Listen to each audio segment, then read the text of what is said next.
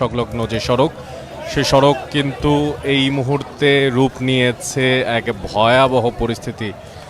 আর সম্মুখীন হচ্ছে আসলে দুটো পক্ষ, বিশেষ করে শিবির এবং ছাত্রদল মুখোমুখি সংঘর্ষে জড়াচ্ছে দফায় দফায়। এর পেছনের কারণ অবশ্য যারা সংঘর্ষে জড়াচ্ছেন তারাও সঠিক করে অনেকেই বলতে পারছেন না। দুপুর 1টার দিকে একটা ঘটনাকে কেন্দ্র করে হুট করেই কিন্তু এখানে ঝামেলা বাঁধে। এর পরবর্তীতে এলাকার আশেপাশের থেকে দুই দলেরই নেতাকর্মীরা যারা আছেন তারা কিন্তু এখানে উপস্থিত হন এবং তাদের যেই দুই পক্ষের যে অবস্থান, সেই অবস্থানের কারণে কিন্তু উত্তপ্ত পরিস্থিতি, দফায় দফায় সংঘর্ষ এবং কিছুক্ষণ পরপর আমরা কিছু ককটেল ফোটার শব্দ শুনতে পাচ্ছি। এই মুহূর্তে আমরা দেখতে পাচ্ছি দলীয় নেতাকর্মীরা কিন্তু এখানে একত্রিত হয়ে তারা কিন্তু কথা বলার চেষ্টা করছেন। আমরা একটু জানার চেষ্টা করব যে আসলে এই ঘটনার পরিপ্রেক্ষিতে তাদের পরিস্থিতির বাস্তবতাটা আসলে কি, তাদের বক্তব্যটা কি। আমরা যখন সাধারণ জনগণ জানতে পেরেছি ঢাকা মহানগর দক্ষিণ যুবদলের সংগ্রামী আহ্বায়ক খন্দকার এনামুল হক এনাম সবসময় রাজপথে অগ্রণী ভূমিকা পালন করছেন জনগণের পক্ষে, দেশের পক্ষে, দেশের স্বাধীনতা সার্বভৌমত্বের পক্ষে। খন্দকার এনাম, রবিউল ইসলাম নয়ন দেশের স্বাধীনতা সার্বভৌমত্ব রক্ষার জন্য নিজেদের জীবন দিতে প্রস্তুত এবং তাদের কর্মী বাহিনীও জীবন দিতে প্রস্তুত। যুবদল কেন্দ্রীয় নির্বাহী কমিটির সভাপতি আব্দুল মুনায়েম মুন্না, সাধারণ সম্পাদক নুরুল ইসলাম নয়ন নির্দেশ প্রদান করেছে ঢাকা মহানগর দক্ষিণের ভিতরে কোনো প্রকার কোনো সন্ত্রাসী কর্মকাণ্ড চলতে দেওয়া হবে না। সেটার ধারাবাহিকতায় আমরা এখানে এসেছি।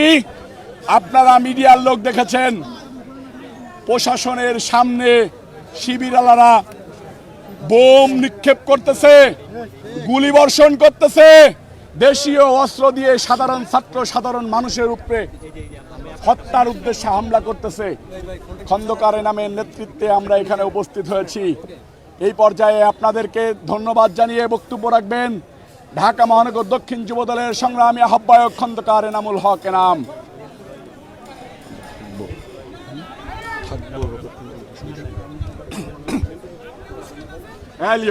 ভাই ঘটনার সূত্রপাতটা জানতে চাই। আচ্ছা, এই পর্যায়ে আমাদের মাঝে সংক্ষিপ্ত আকারে কথা বলবেন ঢাকা মহানগর দক্ষিণ যুবদলের ভারপ্রাপ্ত সাধারণ সম্পাদক রফিক। আমরা সম্মানিত উপস্থিতি জানতে চাই। সম্মানিত উপস্থিতি, আজকে আমরা যুবদল, ছাত্রদল, মূল দল এবং সমন্বয়ে জনাব তারেক রহমানের একটি প্রোগ্রাম ছিল কেআইবিতে। সেখানে আমরা উপস্থিত ছিলাম। আমার সিনিয়র ভাইদের নয়ন ভাই, এনাম ভাই সহ আমরা সেখানে উপস্থিত ছিলাম।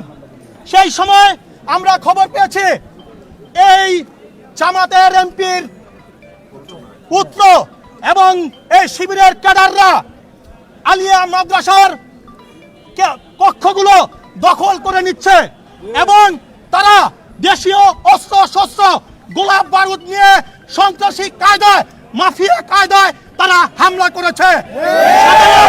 সাধারণ শিক্ষার্থীদেরও তারা হামলা করেছে এবং আমাদের ছাত্র দলের নেতা কর্মীদের উপর তারা হামলা করার চেষ্টা করেছে। আমরা এর তীব্র নিন্দা এবং প্রতিবাদ জানাচ্ছি। তার সাথে সাথে আমরা হুঁশিয়ারি করে বলে দিতে চাচ্ছি, এই জঙ্গি সংগঠন এবং এই ছাত্র শিবির নামক এই রাজাকারদের এই বাংলাদেশ জাতীয়তাবাদী ছাত্রদল কোথাও স্থান হতে দেবে না। সকলকে ধন্যবাদ। রফিক ভাই কতজন আহত এই পর্যায়ে বলেন আপনাদের এখন পর্যন্ত? এই পর্যায়ে আপনারা ইতিমধ্যে জানতে পারেন আমার ঢাকা মহানগর দক্ষিণ ছাত্রদলের সংগ্রামী সভাপতি শামীম মাহমুদ আহত হয়েছে। এই সন্ত্রাসী হামলায় আহত হয়েছে। লালবাগের রাব্বি, আলিয়া মাদ্রাসার সানাউল্লাহ, অসংখ্য নেতাকর্মী আহত হয়েছেন এবং শিবিরের ইট পাটকেল নিক্ষেপ থেকে বিসি মহোদয় ঢাকা মেডিকেলে তিনি ভর্তি রয়েছে।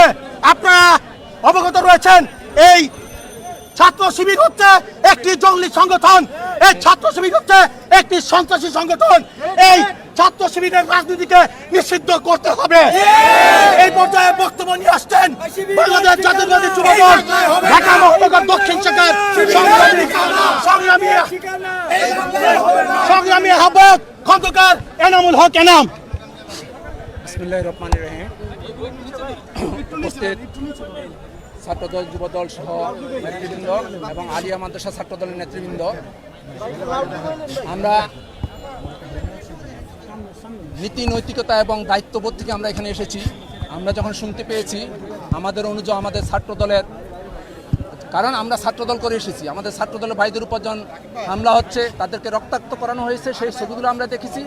তখন বিবেকের তাড়নায় আমরা এখানে ছুটে এসেছি। সাথে সাথে আমাদের সহযোদ্ধাদেরকে আসতে বলেছি, কারণ আমরা আগেও জানি এই জামাত শিবির এমন একটা জঙ্গি সংগঠন, তারা কাউকে হত্যা করতে কোনো দ্বিধাবোধ করে না, তারা মানুষ হত্যা করতে দ্বিধাবোধ করে না। তারা এই শিক্ষা প্রতিষ্ঠানের প্রিন্সিপালকে হত্যার জন্য তার উপর হামলা চালিয়েছে। সেই কেন চালিয়েছে? তারা ছাত্রদলের উপর সেই দৌড় চাপানোর জন্য। তাই আমরা বলবো, এই এলাকার সংসদ সদস্য প্রার্থী ছিলেন যে এনায়েত, ওনার উস্কানিতে, সম্পূর্ণ ওনার উস্কানিতে শান্তিপূর্ণ পরিবেশে, যখন সারা বাংলাদেশের শিক্ষা প্রতিষ্ঠানে শান্তিপূর্ণ অবস্থা বিরাজ করতেছিল, যখন সারা বাংলাদেশে এগিয়ে যাচ্ছিল, বাংলাদেশ যখন জুলাই আগস্টকে উদযাপন করতে যাচ্ছিল, ঠিক সেই মুহূর্তে এই কুচক্রী মহল, যারা জুলাইকে বাজার করে, জুলাইকে পুঁজি করে, জুলাইকে বিক্রি করে রাজনীতি করার চেষ্টা করতেছিল, যখন সারা বাংলাদেশের ছাত্র সমাজ এদের এই জুলাই রাজনীতিকে প্রত্যাখ্যান করেছে, তাদের এই জুলাই বাজার রাজনীতিকে প্রত্যাখ্যান করেছে, তারা তাদের নেতার, তাদের একজন সংসদ সদস্যের দর্শনের ঘটনাকে ঢাকা চাপা দেওয়ার জন্য তারা আজকে প্রত্যেকটা শিক্ষা প্রতিষ্ঠানে হামলা চালিয়ে যাচ্ছে। তাই আমরা বলবো, ছাত্র সমাজ সজাগ আছে, ছাত্র সমাজ জানে তাদের এই হীন ষড়যন্ত্র সবকিছু ছাত্র সমাজ অত্যন্ত সতর্কতার সহিত সাধারণ বাংলাদেশের জনগণকে নিয়ে সেগুলো প্রতিহত করবে। যারা বাংলাদেশকে বিশ্বাস করে না, যারা বাংলাদেশের স্বাধীনতা সার্বভৌমত্বকে বিশ্বাস করে না, তারা শিক্ষা প্রতিষ্ঠানে শান্তিপূর্ণ পরিবেশ থাকুক সেটাও তারা চায় না। তারা শান্তিপূর্ণ পরিবেশ নষ্ট করে গোলাপান্তে মাছ শিকার করতে চায়। তারা এই শিক্ষা প্রতিষ্ঠানকে তাদের ক্যান্টনমেন্ট বানাতে চায়, কিন্তু আমাদের ছাত্র দলের ছাত্র সমাজ কোনোদিনও সেটা মেনে নিবে না এবং পারে না। তাই আজকে আপনাদের কাছে আমরা যারা আছি, আমরা এখানে উপস্থিত আছি, আমরা থাকবো।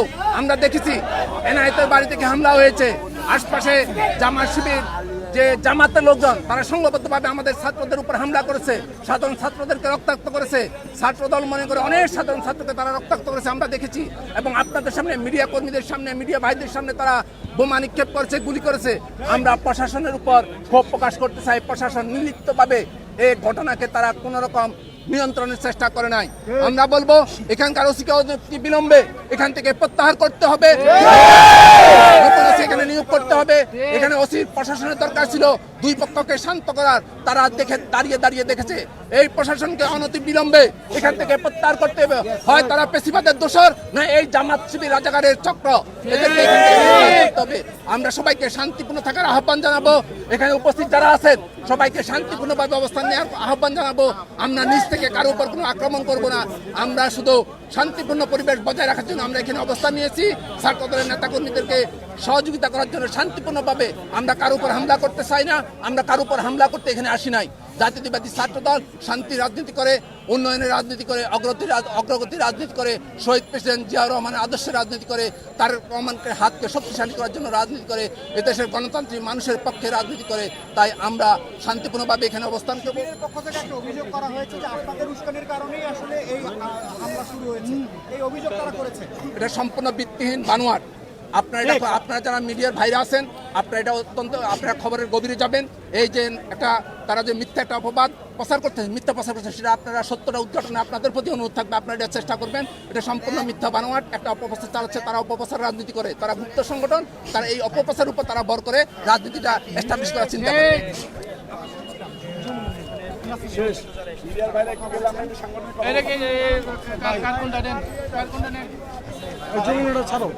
জাতীয় অর্থনীতিটা দিয়েন ভাই, এখন অবস্থান সবাই অবস্থান এখানে। হ্যালো, এই মুহূর্তে আমরা যেখানে আমরা এই মুহূর্তে অবস্থান করছি, অর্থাৎ যে পাঁচটিতে আমরা এখন এই মুহূর্তে হ্যালো